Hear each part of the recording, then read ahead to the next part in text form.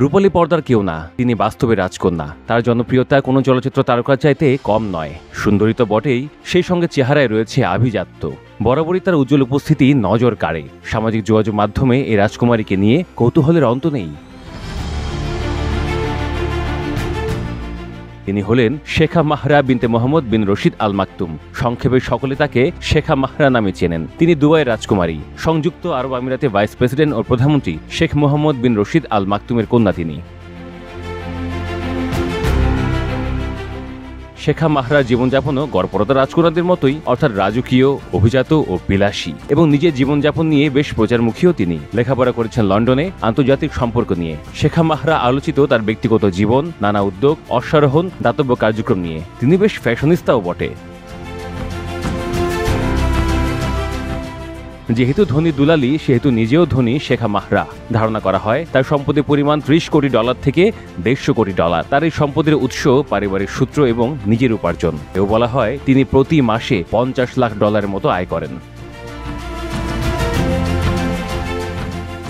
2024 সালে বিবাহ বিচ্ছেদের পর তিনি মাহরা M1 নামে বিলাসবহুল একটি ফ্যাশন ব্র্যান্ড বাজারে ছাড়েন। সেটির প্রথম পণ্য ডিভোর্স নামে একটি সুগন্ধি। এটির দাম $272। এতে বোঝা যাচ্ছে এটি মূলত তার নিজের জীবনের অংশের আলোকে নেয়া, এবং এটা বোঝা যাচ্ছে মাহরা M1 ব্র্যান্ডকে তিনি মাঠে নামিয়েছেন বিশেষ তাৎপর্য দিয়ে।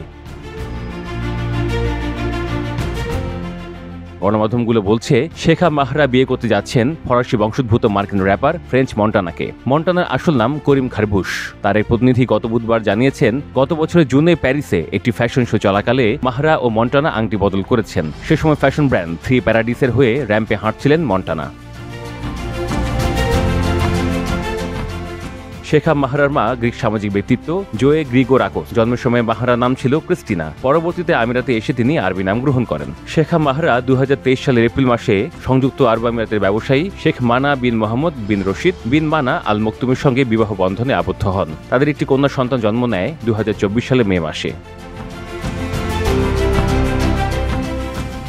পরে সে বছর জুলাই মাসে শেখা মাহরা জনপরিসরে বিবাহ বিচ্ছেদের ঘোষণা দেন। তিনি এক ইনস্টাগ্রাম পোস্টে লিখেছিলেন, প্রিয় স্বামী, যেহেতু আপনি অন্য সঙ্গীদের নিয়ে ব্যস্ত, আমি আমাদের বিবাহ বিচ্ছেদ ঘোষণা করছি। আপনাকে আমি তালাক দিচ্ছি, আপনাকে আমি তালাক দিচ্ছি, আপনাকে আমি তালাক দিচ্ছি। খেয়াল রাখবেন আপনার